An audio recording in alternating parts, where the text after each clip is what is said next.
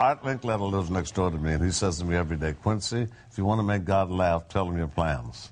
You know, and you just have to let go, aim carefully, the diversity or whatever, you know, and aim carefully and really let go. You have to let God get in that room. I always say of a sign that says, leave some space for God to walk through the room. Exactly and right. It really happened. It was divine guidance, this trip, Larry. It was absolute divine guidance. And I'll tell you what was happening the most was to see the enthusiasm on so many of the people's faces there, because they, of course, 25 years ago, they weren't old enough, or some of them weren't even here around to be in this. So the enthusiasm of having the next generation wanting to be a part of this was just mind-blowing. So, Lionel, none of the people in this one were in the last one, right? That's exactly right. What we wanted to do was pass the baton on to the next generation and empower them. Exactly. To give them an opportunity to understand their social awareness and to give them a chance to be a part of history. I mean, this is wonderful for them. And, of course, I was inspired to see, again, my daughter at 5 years old came to me, and she said, Dad, we just learned a brand new song in school, We Are the World. I understand you wrote it with Michael Jackson. And I fell out laughing. At that point, I realized there's going to come a time when we have to pass this wonderful legacy on to the next generation. Quincy, how did Quincy? It happens automatically. Quincy, how did you get all those egos to be nice to each other and work together and sublimate the ego? Well, the artists were pretty cool, you know. We had some problems, and I was ready to bring my sign back out, but I decided not to. Check your ego at the door. No, you know it was, though. I think once they all got in the room and realized that it's really not about us, as we said in the first one, it's not about us, it's about the people. And once you see those images on the wall of those kids standing out there in the middle of nothing, and the families completely lost with everything, you know, it's that at that time your ego shrinks to a point where you understand what your mission is. By the way, some of the students from Haiti actually shot the video of We Are the World. Let's take a look. We are the world. We are the children. We are the ones who make a better day, so let's start giving. There's a choice we're making. We're saving our own lives. It's true, we make a better day, just you and me. Quincy, who decided who would do solos? Well, it was a mixture of planning and circumstances. You know, some people didn't show up, and some other people showed up, and so that's where it's good to have been a jazz musician. The jazz musician's mind is wide open, and you can roll and turn on a dime. Exactly right. It's very important.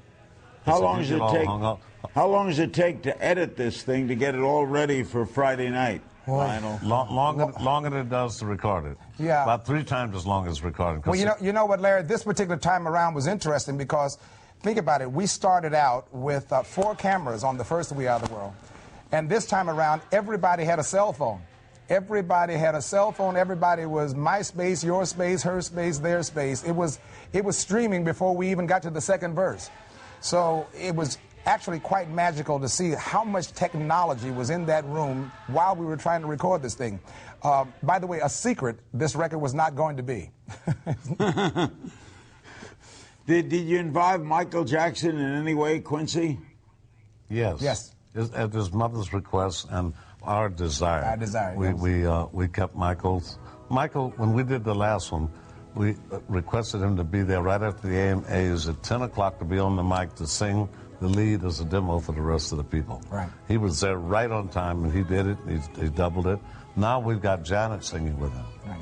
But to have his voice in there, I must tell you, to have his presence, I must admit, he was missed last night, just in body. But I must tell you, to have his voice in there was just inspiring. And what about Quincy? What about having rappers instead of rockers? We got all of them. Well, the funny thing, we had everything this time, but we have also, we're going to put it on the back of the record, is a fantastic poem that was requested by Michael's mother, written by Maya Angelou.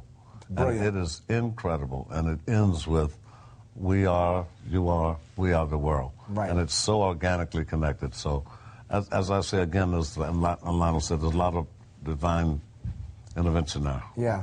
Lionel, there were 88 people involved in this. I understand there were half of that some years ago.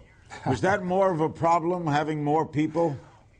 I don't know whether we had too many artists in the building or too many film crew.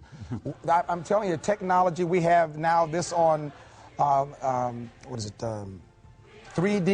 Panavision. We had every imaginable kind of camera filming this. And so the visual on this is far greater than it was the first time around, but it's just incredible. We're going to make cuts where the kids in Haiti will be singing along with us on the video. It's brilliant.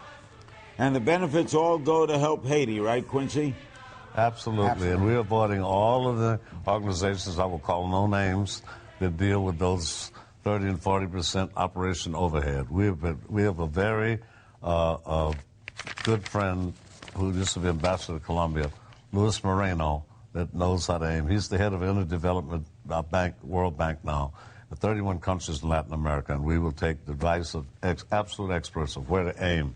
That's right. Because lots of things like power generators, people have submitted power generators and just some amazing giving.